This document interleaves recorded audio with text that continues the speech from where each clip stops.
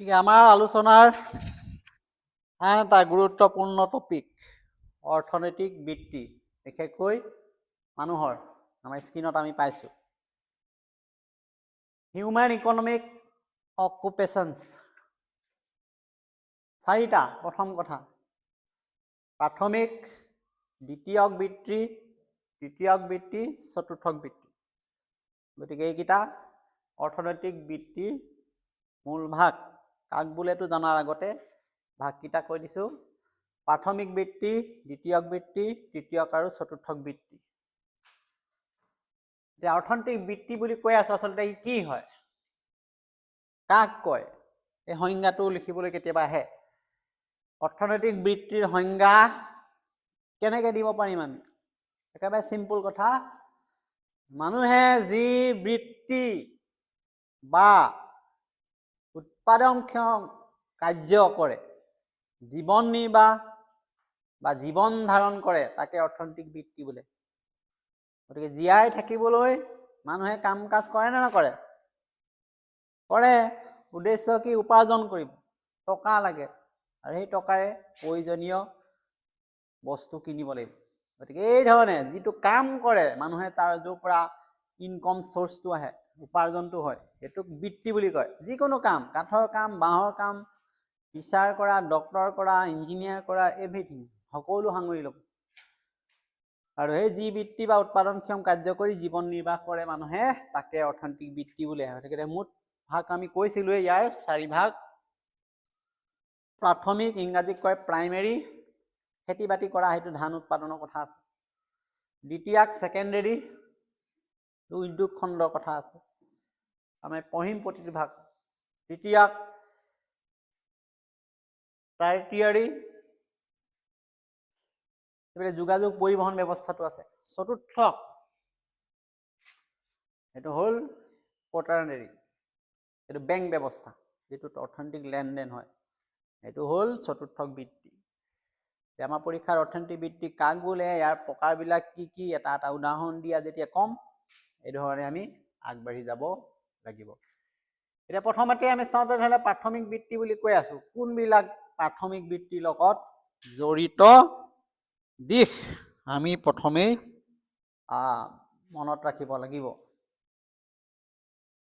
প্ৰাথমিক বৃত্তি আচলতে প্ৰাইমেৰী অকুপেশ্যন, যি কাৰ্যৰ দ্বাৰা মানুহে প্ৰকৃতিৰ পৰা, প্ৰকৃতি আমি নেচাৰ লৈ যাব লাগিব, পোনপটীয়াকৈ সম্পদ আহৰণ কৰে, তাকে প্ৰাথমিক বৃত্তি বোলে।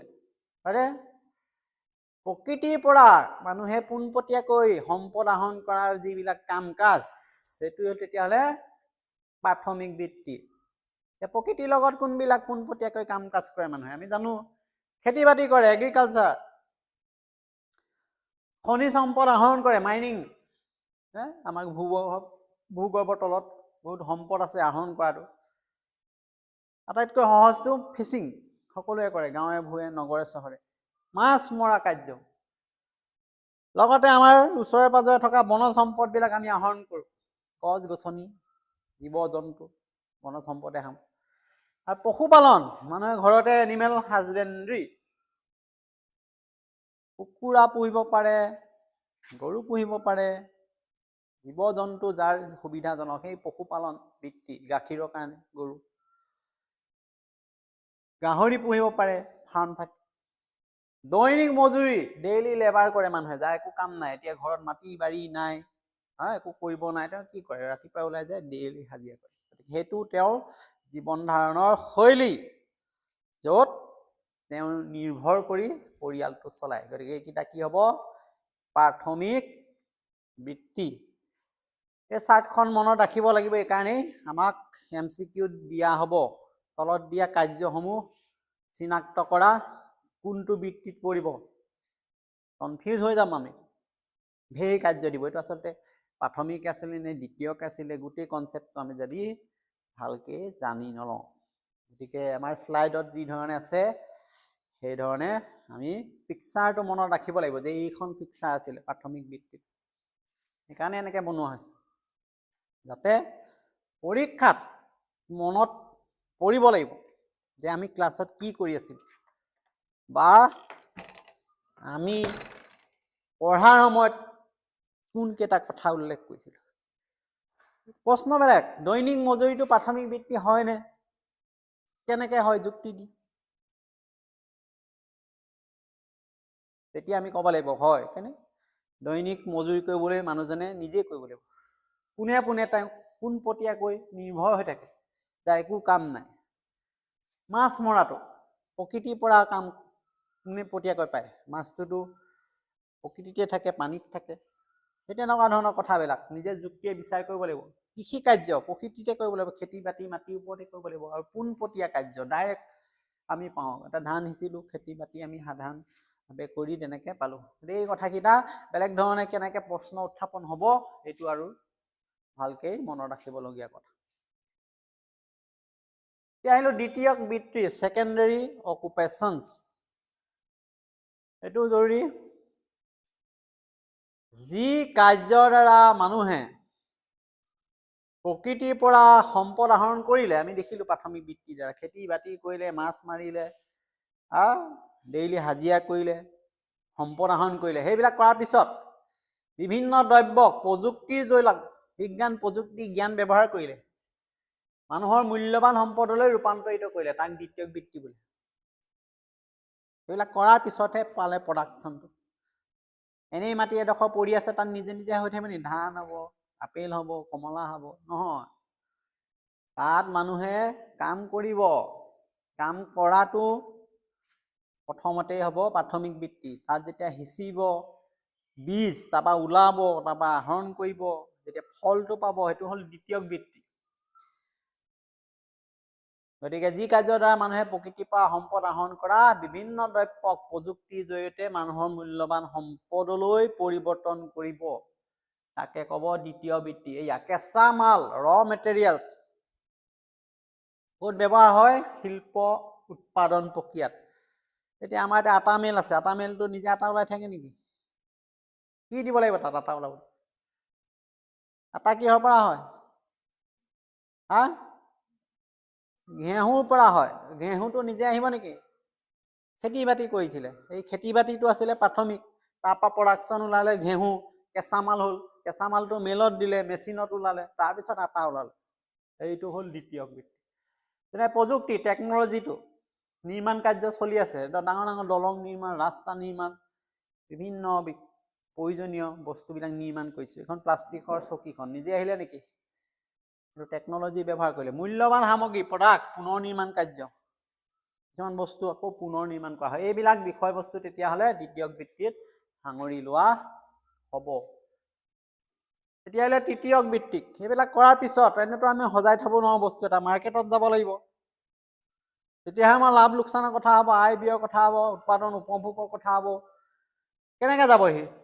গতিকে যিটো কাৰ্যৰ দ্বাৰা সেই প্ৰাথমিক আৰু দ্বিতীয় বৃত্তিৰ দ্বাৰা উৎপাদিত সামগ্ৰীসমূহ উপভোক্তাৰ ওচৰলৈ যাব, মানুহৰ ওচৰলৈ যাব, যোনে বিচাৰে, ডিমাণ্ড আছে, চাহিদা আছে,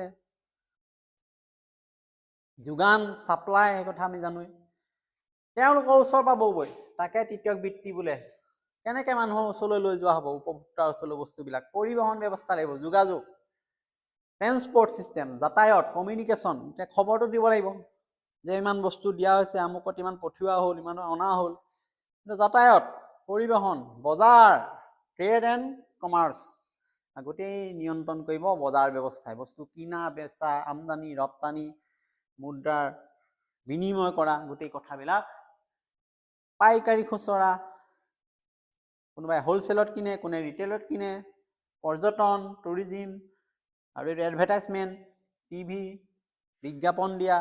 আমি টিভিত দেখাই পাওঁ প্ৰতিটো প্ৰডাক্টৰ কেনেকৈ এডভাৰটাইজমেণ্ট আহি থাকে মানুহক আকৰ্ষণ কৰিবলৈ। প্ৰযুক্তিৰ বিজ্ঞান, কি ধৰণে ইটো প্ৰডাক্টৰ পৰা সিটো প্ৰডাক্ট পৃথক, মানুহে কেনেকৈ প্ৰভাৱান্বিত কৰিব, এই গোটেই কথাখিনি তেতিয়াহ'লে তৃতীয়ক বৃত্তিৰ লগত জড়িত হ'ব, যি কাৰ্যৰ দ্বাৰা প্ৰাথমিক আৰু দ্বিতীয়ক বৃত্তিৰ দ্বাৰা উৎপাদিত সামগ্ৰীসমূহ উপভোক্তাৰ কাষ চাপিবগৈ। গতিকে পৰিবহণ, যাতায়াত, বজাৰ বাণিজ্য, পাইকাৰী খুচৰা, পৰ্যটন, যোগাযোগ ইয়াত সাঙুৰি লোৱা হৈছে। আৰু শেষৰ যিটো চতুৰ্থক বৃত্তি, এইটো আটাইতকৈ বেছি গুৰুত্বপূৰ্ণ, কাৰণ এইটোৰ যোগেদিহে গোটেই কাৰ্যটো সম্পাদন হ'ব। যি কাৰ্যৰ দ্বাৰা দ্বিতীয়ক তৃতীয়ক বৃত্তিসমূহ অধিক সুচল হ'ব, তাক চতুৰ্থক বৃত্তি বোলে। যেনে বেংক বিত্তীয় প্ৰতিষ্ঠান, বজাৰ ব্যৱস্থাটো নিৰ্ভৰ কৰে আজিকালি বেংকৰ যোগেদি, বিত্তীয় প্ৰতিষ্ঠানৰ যোগেদি, প্ৰচাৰ মাধ্যমৰ যোগেদি, মিডিয়া প্ৰেছৰ যোগেদি। প্ৰশাসনে চাব, চোৱা চিতা কৰিব, এখন বজাৰ এনেই চলি নাথাকে, তাক চোৱা চিতা কৰি নীতি নিয়ম নিৰ্দেশনা আইন শৃংখলা, বজাৰ দৰ ব্যৱস্থা, টকা পইচা লেনদেন, পৰিৱেশ, গোটেইবিলাক চোৱা চিতা কৰিব এডমিনিষ্ট্ৰেশ্যন গভৰ্ণমেণ্টে। আৰু আটাইতকৈ শিক্ষা প্ৰতিষ্ঠান, শিক্ষা প্ৰতিষ্ঠানটো অতি গুৰুত্বপূৰ্ণ, যাৰ যোগেদি মাৰ্কেটিং চিষ্টেম, এডভাৰটাইজমেণ্ট চিষ্টেম, মানুহৰ লগত কানেক্টিং চিষ্টেম, ডিমাণ্ড ছাপ্লাই, গৱেষণা কৰিব লাগিব বিষয়বস্তু এটা, নতুন কি উদ্ভাৱন হৈছে, ৰিচাৰ্চ ডেভেলপমেণ্ট, ইনফৰমেশ্যন টেকনলজি, এতিয়া কম্পিউটাৰ যুগত, IT যুগত, এতিয়া ইণ্টাৰনেটৰ যুগত কেনেকৈ মানুহে শ্বেয়াৰ কৰিছে বস্তু, বিভিন্ন আইডিঅলজি, বিভিন্ন টেকনলজি, এই কথাবিলাক শেষত চতুৰ্থক বৃত্তিৰে সামৰি ল'ব লাগিব। গতিকে আমি এক তুলনামূলক শেষত এটা আভাস পাম যে 4টা বৃত্তি, অৰ্থনৈতিক বৃত্তি মানুহৰ কাৰ্যকলাপৰ লগত জড়িত হৈ আছে। প্ৰাথমিক বৃত্তি, পোনে পোনে ক'ব লাগিব, প্ৰকৃতিৰ পৰা সম্পদ আহৰণ কৰা, কৃষি, মাছ ধৰা, খনিজ। দ্বিতীয়টো কেঁচা মালক সাঙুৰি ল'ব, সামগ্ৰীলৈ ৰূপান্তৰ কৰাৰ আগমুহূৰ্তত কিহে কৰিব, শিল্প নিৰ্মাণ কাৰ্যই। তৃতীয় বৃত্তিটো পৰিবহণ, বজাৰ, পৰ্যটন উদ্যোগৰ যোগেদি সামগ্ৰী উপভোক্তাৰ ওচৰলৈ যাব। শেষত চতুৰ্থক বৃত্তিটোৱে গোটেই ব্যৱস্থাটোক সুচল কৰি তুলিব বেংক, শিক্ষা, গৱেষণা যোগেদি। গতিকে শেষত আমি একেবাৰে শ্বৰ্ট নোটছ এইটো কি কি পঢ়িলো, highlight of the main topics of this class. যে চতুৰ্থক বৃত্তি নলেজ ইকনমি, তৃতীয় বৃত্তিটোক ছাৰ্ভিচ ছেক্টৰ বুলিও কয়, দ্বিতীয় বৃত্তিটোক মেনুফেকচাৰিং বুলি কয়, প্ৰাথমিক বৃত্তিটো এক্সট্ৰেকশ্যন ফ্ৰম নেচাৰ। এনেকুৱা ধৰণৰ এবষ্ট্ৰেক্টবিলাক আহিব, মিলাবলৈ আহিব যে কোনটো বৃত্তিক কি নামেৰে নামাকৰণ কৰা হৈছে। প্ৰাথমিক বৃত্তি প্ৰকৃতিৰ পৰা আহৰণ কৰা, দ্বিতীয় বৃত্তি কেঁচামাল সামগ্ৰী, এইবিলাক বস্তু স্পষ্ট হ'ব লাগিব, তেতিয়াহে বিষয়বস্তুটো তোমালোকৰ সহজ হ'ব। গতিকে এইটো হ'ল প্ৰাথমিক বৃত্তি কি কি প্ৰকাৰ উদাহৰণ দি আলোচনা কৰা অৰ্থনৈতিক বৃত্তি মানে কি, এটা 12 মিনিটৰ আমাৰ প্ৰেজেণ্টেশ্যন। ইয়াতে গোটেই বস্তুটো সোমাই আছে। গতিকে এনি কুৱেশ্যন যেতিয়া আহিব ইয়াৰ পৰা জানিব পাৰিব লাগিব। এবাৰ চোৱা, দুবাৰ চোৱা, 10 বাৰ চোৱা, 100 বাৰ চোৱা, প্ৰব্লেম নাই, এইটো ভিডিঅ' ৰেকৰ্ডিং হৈ আছে। গতিকে আৰু ইয়াতকৈ যদি বেছি লাগে মোৰ পেজ আছে, তোমালোকে ইউটিউবত চাই ল'ব পাৰিবা, নহ'লে মই স্কুলৰ গ্ৰুপত দি দিম। গতিকে নেক্সট ক্লাছত আমি বেলেগ এটা টপিক পঢ়িম, বিশেষকৈ সম্পদৰ ওপৰত আছে, এইটোও জৰুৰী, আৰু ইয়াৰ শাখাবিলাকৰ ওপৰত আছে।